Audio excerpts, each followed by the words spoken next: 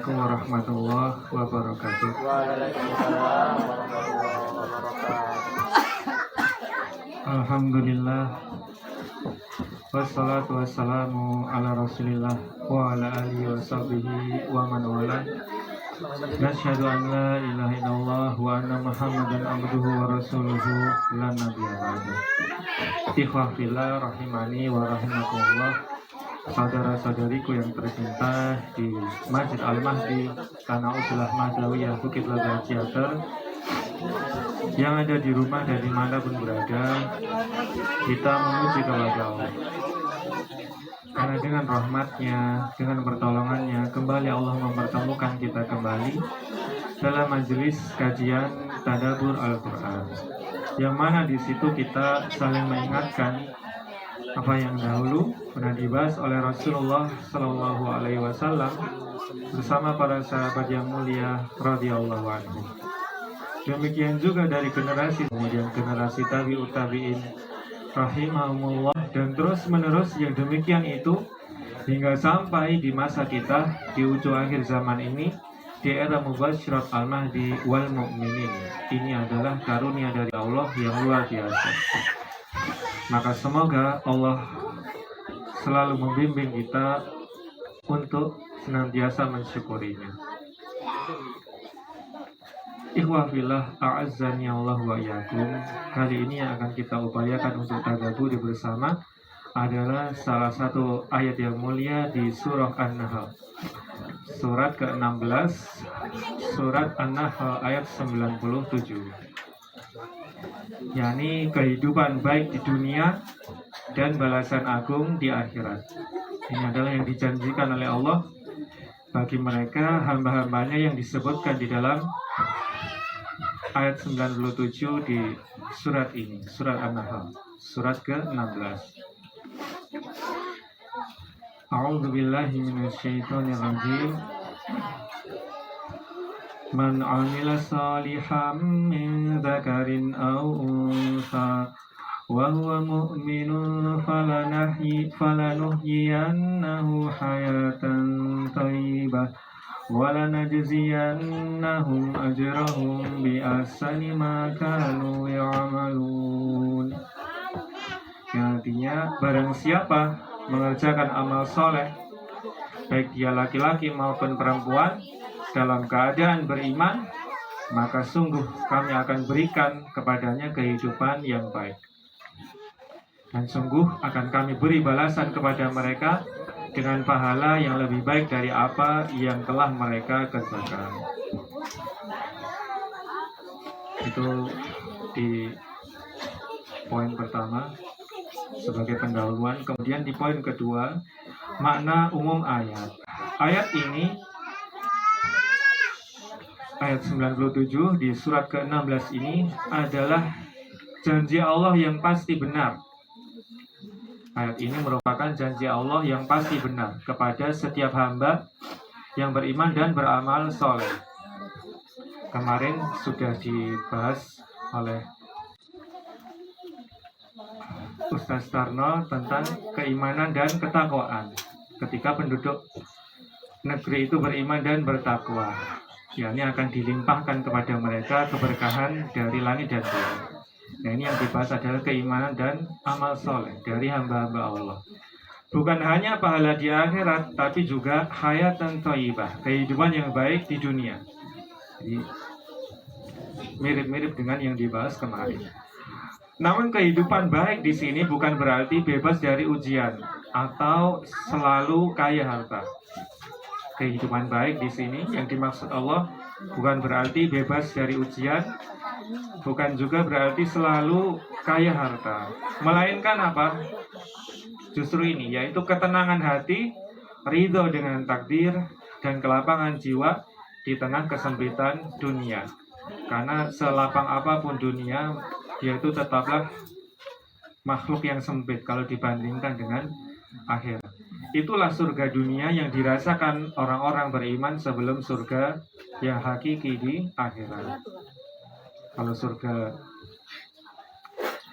bagi orang beriman ketika di dunia berarti apa? Yaitu ketenangan jiwanya ketika dia bersama Allah dan Rasulullah Shallallahu Alaihi Wasallam. Kemudian poin ketiga sebagai konteksnya dari surah An-Nahl di ayat yang kita bahas ini. Surat ini disebut juga surah An-Ni'mah, surat yang berisi tentang nikmat-nikmat Allah. Banyak sekali disebutkan nikmat-nikmat Allah di situ, karena di dalamnya Allah menyebutkan banyak tanda kebesaran dan karunia-Nya. Apa itu contohnya? Yaitu dari penciptaan hewan, tumbuhan, hujan yang sedang terjadi ini, hujan, rintik-rintik, hingga kemampuan manusia berbicara dan berpikir. Bayangkan kita diberikan oleh Allah anugerah berupa bisa berbicara, bahkan berbagai bahasa di belahan dunia ini, dan juga Allah, dan lain sebagainya, termasuk smartphone dan lain-lain, terutama di era modern saat ini. Maka ayat 97 ini adalah puncak makna dari seluruh karunia tersebut. Ayat ke-97 ini dari surah An-Nahl ini adalah puncak makna dari seluruh karunia itu. Bahwa kebahagiaan sejati bukan pada karunia lahiriah. Karena kalau kita lihat orang-orang yang tidak beriman sekalipun ke karunia lahiriah. Karena salah satu sifat Allah yakni Ar-Rahman, Maha Pengasih, maka sifat tersebut berdampak kepada seluruh makhluk yang Dia ciptakan, bahkan kepada orang yang tidak beriman sekalipun. Tetapi pada amal soleh dan iman yang menumbuhkan hayatan thayyibah. Kebahagiaan sejati bukan pada karunia lahiriah, tapi pada amal soleh dan iman yang menumbuhkan hayatan thayyibah, yang Allah sampaikan di ayat yang mulia ini. Poin keempat, penjelasan mendalam tiap frase. Tiap frase katanya. Pertama, man amila salihah, barang siapa yang beramal baik, beramal kebaikan. Amal yang diterima adalah yang sesuai syariat. Syaratnya apa? Yang pertama, ikhlas, yang sedang kita perdalam di kuliah sore. Yang kedua apa? Yaitu mutaba'ah, mengikuti atas apa yang disampaikan, yang disyariatkan oleh Rasulullah Shallallahu Alaihi Wasallam. Ikhlas dan benar sesuai tuntunan Rasulullah Shallallahu Alaihi Wasallam. Ibnul Qayyim rahimahullah, beliau mengatakan amal soleh itu adalah amal yang bagaimana? Amal yang murni karena Allah dan sesuai tuntunan Rasulnya Shallallahu Alaihi Wasallam. Kalau tidak memenuhi satu saja dari dua syarat tersebut, maka tidak dikatakan amal soleh, tapi amal salah, gitu. Salah di sisi Allah. Meskipun niatnya baik, tapi menyelisihi yang disampaikan oleh Rasulullah Shallallahu Alaihi Wasallam, maka Allah tidak menerimanya. Demikian juga meskipun menepati sunnah, tapi tidak murni ditujukan hanya untuk Allah, maka Allah juga tidak mau menerimanya. Yang kedua, min dzakarin au unsa. Islam memuliakan keduanya, yaitu baik itu laki-laki maupun perempuan. Itu sama di sisi Allah, dari sisi ketika mereka sama-sama beramal kebaikan. Bukan jenis kelamin yang menentukan kemuliaan, tetapi iman dan amal. Sebagaimana Allah tegaskan, Allah perjelas di dalam ayat yang mulia ini. Ketiga, wa huwa mu'min. Sedangkan dia dalam keadaan beriman. Dia yakin kepada Allah dan Rasulnya dan hari akhirat. Amal tanpa iman seperti tubuh tanpa ruh. Amal tanpa iman seperti tubuh tanpa ruh. Demikian juga ketika beramal, tapi tidak ada keikhlasan di dalamnya. Imanlah yang menghidupkan amal agar dia itu bernilai di sisi Allah. Sehingga sebagaimana yang disampaikan oleh Nabi Shallallahu Alaihi Wasallam bahwasanya ketika seseorang itu beramal kebaikan di kehidupan sosial tapi tidak dilandasi iman, itu juga tidak diterima oleh Allah. Maka hendaknya orang-orang yang telah dikarunia oleh Allah berupa akal, menggunakan akalnya, berpikir bahwa tidak mungkin dia itu tidak ada yang menciptakan. Yang keempat, tentang firman Allah yang mulia, falanuhyiyannahu hayatan thayyibah. Sungguh akan kami hidupkan dia dengan kehidupan yang baik. Ini adalah kalimat sumpah. Yang menunjukkannya adalah lam taukid, huruf lam yang menunjukkan penekanan ditambahkan nun taukid sakilah. Ini secara bahasa seperti itu. Allah menekankan bahwa Dia pasti akan memberikan kepada dia kehidupan yang baik ketika dia memenuhi syarat berupa iman dan amal soleh. Menunjukkan janji pasti dari Allah, hidup yang thayyibah, baik dan penuh keberkahan. Baik sebagaimana yang disinggung di ayat ini dan penuh keberkahan sebagaimana yang disinggung dalam surah Al-A'raf kemarin. Yang kelima, tentang perkataan Allah yang mulia, walanajziyannahum ajrahum, dan sungguh akan Allah berikan baginya pahala balasan bagi amal baiknya ketika di dunia. Di akhirat pahala berlipat ganda, bukan sekedar sesuai amal, tapi bi'ahsani ma kanu ya'malun, dengan ukuran terbaik dari amal-amal mereka, dengan ukuran terbaik dari amal-amal mereka, dengan balasan yang paling indah dari sisi Allah. Di poin kelima, di antara perkataan ulama terdahulu tentang hayatan thayyibah. Di antaranya yang pertama, Ibnu Abbas radhiyallahu anhu, beliau pernah menyampaikan hayatan thayyibah, kehidupan yang baik adalah apa? Rezeki yang halal dan cukup. Rezeki yang halal dan cukup. Insya Allah seperti di sini, kita cukup untuk hidup dan menyembah Allah, menjauhi kesyirikan. Yang kedua, Ali bin Abi Thalib radhiyallahu anhu, beliau pernah menyampaikan, ia adalah qanaah, yaitu hati yang merasa cukup dan ridho dengan ketentuan Allah.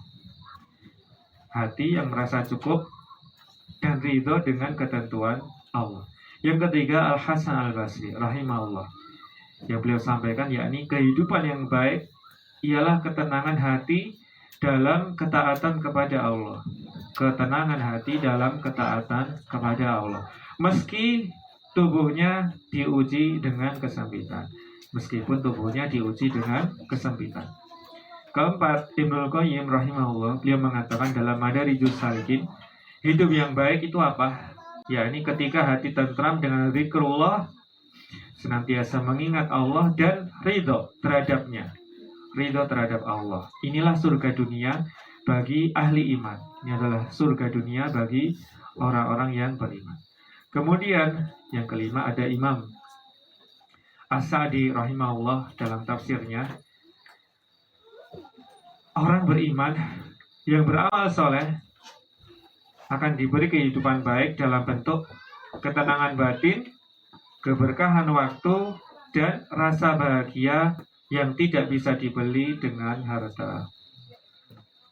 Kehidupan baik, kehidupan yang baik yang Allah janjikan, yakni berupa ketenangan batin, keberkahan waktu, dan rasa bahagia yang tidak bisa dibeli dengan harta. Sekaya apapun orang di dunia ini, tapi kalau dia ingin membeli ketenangan batin dari sisi Allah, maka bukan itu syaratnya, bukan materi, akan tetapi iman dan amal soleh. Berikutnya di poin ke-6, yakni intisari makna sebagai tadabbur ruhani. Intisari makna sebagai tadabbur ruhani. Kebahagiaan bukanlah hasil keadaan, bukan hasil keadaan, tapi hasil dari keimanan. Begitu. Dunia bisa saja bergoncang, tapi hatinya orang beriman tetap tenang karena yakin kepada Allah. Dunia bisa bergoncang, sekuat apapun goncangannya, tapi hatinya mukmin, hatinya orang beriman akan tetap tenang karena yakin kepada Allah. Dan di akhir zaman, secara khusus di masa kita, ketika fitnah Dajjal dan sistemnya menipu manusia dengan dunia digital, uang, dan kenikmatan palsu, maka hayatan thayyibah adalah benteng batin yang menyelamatkan. Orang beriman hidup dalam cahaya ketenangan, meski dunia di sekitarnya itu gelap. Orang beriman hidup dalam cahaya ketenangan, meskipun dunia di sekitarnya diliputi kegelapan. Kemudian kehidupan yang baik bukan diukur dari apa yang kita miliki, tapi bagaimana hati kita bersama Allah di setiap keadaan. Kehidupan yang baik tidak diukur dari apa yang kita miliki berupa materi, tapi bagaimana hati kita bersama Allah di setiap keadaan. Maknanya kehidupan sesungguhnya yakni kehidupan Tuhan. Dan kehidupan yang sesungguhnya bagi Allah nanti kehidupan di akhirat di jalannya Allah. Dan mohon kepada Allah dan memohon darinya dari api neraka. Senantiasa berusaha keikhlasan di tengah media sosial. Amal soleh kita usahakan kita sembunyikan, karena cukuplah Allah yang melihat niat. Cukuplah Allah yang melihat niat yang terdapat di dalam dada. Yang kedua, qanaah dan syukur di tengah kompetisi dunia. Tidak iri dengan rezeki orang lain, karena yakin setiap orang punya jatah yang telah ditulis. Yang ketiga, zikir dan doa harian untuk menjaga ketenangan hati. Di antaranya, hasbiyallahu la ilaha illa huwa. Ini di antaranya yang bisa kita lafadzkan. Cukuplah bagi kita Allah yang tidak ada Tuhan selainnya. Tidak ada yang berhak disembah selain Dia. Tidak menyembah materi, tidak menyembah ketenaran, dan apapun dari makhluk-makhluk Allah. Yang keempat diantaranya yakni menegakkan sholat di awal, berusaha atasnya dan mengingatkan atasnya. Yang kelima, memaafkan orang lain. Memaafkan orang lain sebagai bentuk implementasi perintah Allah untuk memaafkan bagi sesama hamba Allah. Yang keenam, menjauhi sumber fitnah digital dan berita bohong. Disebabkan hati yang terus terkena racun kebohongan itu tidak akan bisa tenang. Ini diantara hikmahnya. Yang ketujuh, yakni menolong sesama dengan niat karena Allah. Maka amal sosial itu bukan sekedar simpati, tapi jalan menuju kehidupan yang baik di sisi Allah. Yang kedelapan, yakni ridho terhadap takdir Allah. Ketika gagal, ketika tubuh kita sakit atau kita kehilangan, maka tetap berkata, raditu billahi robba. Aku ridho Allah sebagai satu-satunya yang mengatur. Termasuk diantaranya satu paket, yaitu ridho Islam sebagai agama yang mengatur jalan hidup, dan Nabi Muhammad SAW sebagai satu-satunya yang berhak diikuti dalam syariat agama yang mulia, Islam. Itulah inti hayatan thayyibah. Ketika kita ridho Allah sebagai Rabb, Islam sebagai agama, dan Muhammad SAW sebagai Nabi yang mulia. Berikutnya di poin ke-8 yang sebagai penutup, hidup yang baik bukanlah rumah besar, bukan juga kendaraan mewah, atau ketenaran. Hidup yang baik adalah hati yang tenang karena Allah ridho kepadanya. Hidup yang baik adalah hati yang tenang karena Allah ridho kepadanya. Saat dunia guncang oleh fitnah dajjal, sistem materialisme, dan hilangnya makna ibadah, maka hayatan thayyibah adalah rahmat besar bagi orang yang tetap beriman. Allah berjanji, dan janji Allah amal soleh, maka Allah akan memberikan kepadanya kehidupan yang baik. Kehidupan yang baik dengan kebaikan yang sejati di sisi Allah. Kita berdoa semoga kita menjadi hamba-hamba yang merasakan surga dunia ini sebelum surga akhirat, yakni di dunia berupa hayatan thayyibah, dan kelak dibangkitkan dalam keadaan tenang juga bersama orang-orang yang beriman. Jazakumullah khairan. Terima kasih atas perhatian dan kerendahan hatinya. Mohon maaf atas kekurangan dan kekeliruan yang terjadi. Tolong diingatkan demi kebaikan bersama. Subhanakallahumma wa bihamdika asyhadu an la ilaha illa anta astaghfiruka wa atubu ilaik. Wassalamualaikum warahmatullahi wabarakatuh.